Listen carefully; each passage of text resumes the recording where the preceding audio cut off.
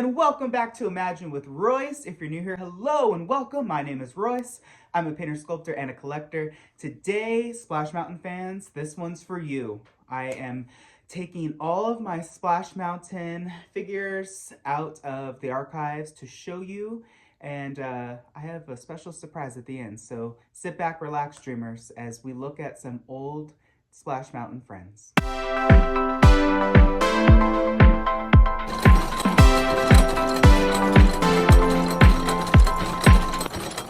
All right, the first figure we're going to be looking at is this beautiful owl. This is the owl from the final scene in Splash Mountain. Yes, you saw him. He used to be next to a candlestick, and then it got turned into like a vintage camera. But you saw him next to your picture when you were going down into the Briar patch. And look at this guy.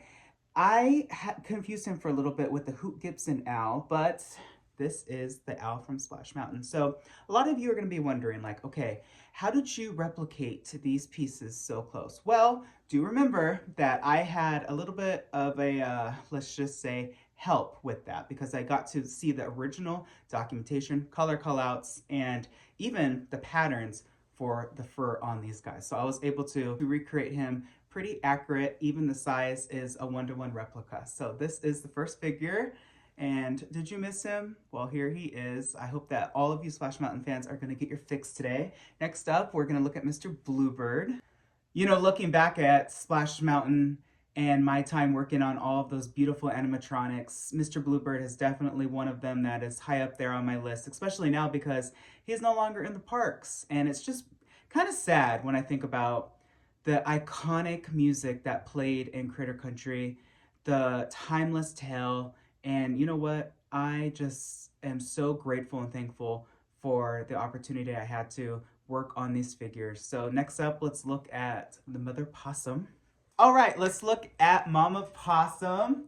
She has just always been one of my favorite characters. I really liked her placement in the ride. Just that whole build up to the fall really was done effectively, because I don't know about you, but the difference when I go up Tiana's Bayou Adventure now is it's just not the same. I don't get that same sense of fear, and I don't get that same sense of worry that I did when we saw her, which obviously she has like a very scared expression on her face. She was sculpted by the legendary Imagineer Blaine Gibson, and I have always just really enjoyed her figure, got to work on her in the parks as well. So she is just one of those animatronics that I think will always be iconic, even coming from America Sings to Splash Mountain. This figure in particular, I don't think should have been in Tiana's Bayou Adventure like the other two. I think that she should just be retired, but it is really fun to see her and show you. So next up, we're gonna look at the gator that I have. Last but certainly not least, we're gonna be looking at the gator. So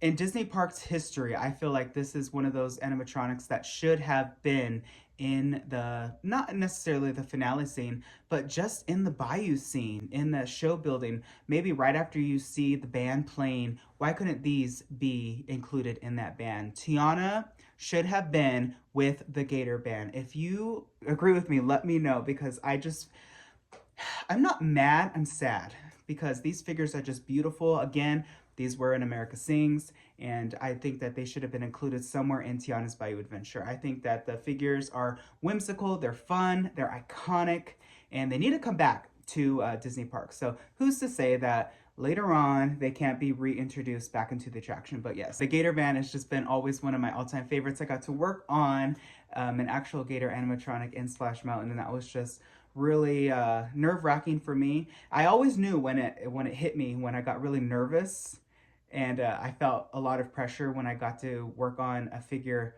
like this, or a Small World doll, or a Tiki Room Bird, because there's just so much rich history to the figure that you just really want to honor that original idea and artist, and especially those original artists that worked on these in the 70s and 80s were just so talented, and it just really made me work double and twice as hard to ensure that it was executed beautifully and that Imagineering would sign it off. But yeah, the Gator by far is one of my all-time favorite animatronics in Splash Mountain. I also really enjoy the Splash Mountain characters from Song of the South. Of course, Mr. Bluebird is from Song of the South. He was not in America Sings, but I also really liked Briar Bear and Briar Rabbit and Briar Fox. They were so fun, and you know, just the story of like the fox chasing the rabbit and all the ways that they were trying to capture him.